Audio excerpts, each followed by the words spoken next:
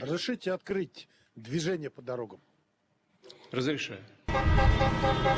Традиционно вереница большегрузов открывает движение по новому 80-километровому участку обхода Нижнекамска и набережных Челнов. На связи лично Владимир Путин. Он открывает дороги сразу в 5 регионах России. Глава государства отметил, как динамично развивается республика под руководством Рустама Минниханова. Казань развивается такими темпами, которым многие и во многих странах могут позавидовать.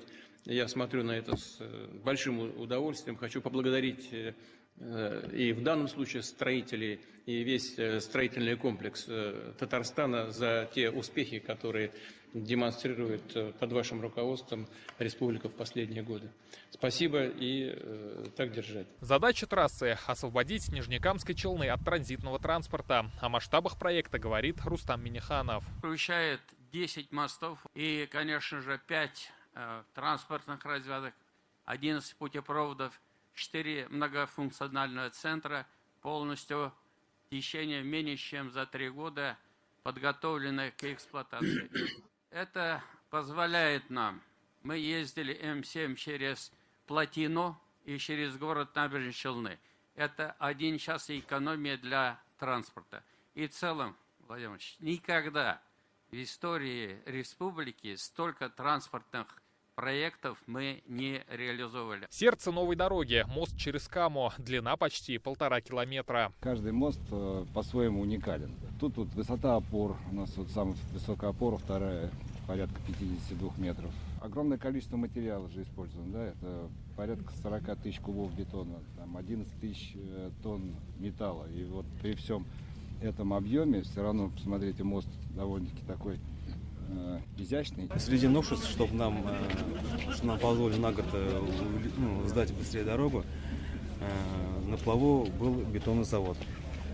Он перемещался от опоры к опоре, и, в принципе, работа шла быстро. Новая дорога не только комфортная, но и безопасная, уверяют строители. Зимой мост будет обрабатывать специальная противогололедная система. Здесь стоят специальные датчики, которые определяют, есть ли наледь на автомобильном покрытии, да?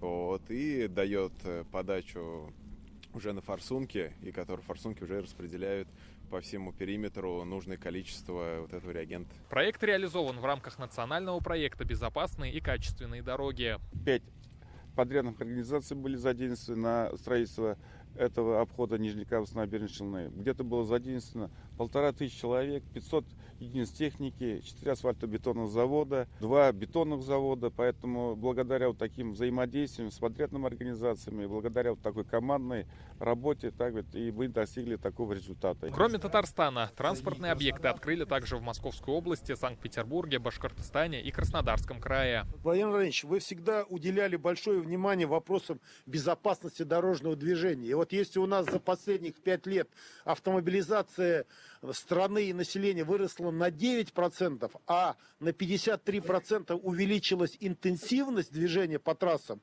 то у нас аварийность и смертность при этом снизилась на 20%. Обход вошел в состав скоростного маршрута Казань-Екатеринбург-Тюмень, который станет продолжением трассы М12. Рамиль Галиуллин, Адель Мендубаев, ТНВ, Нижнекамский район.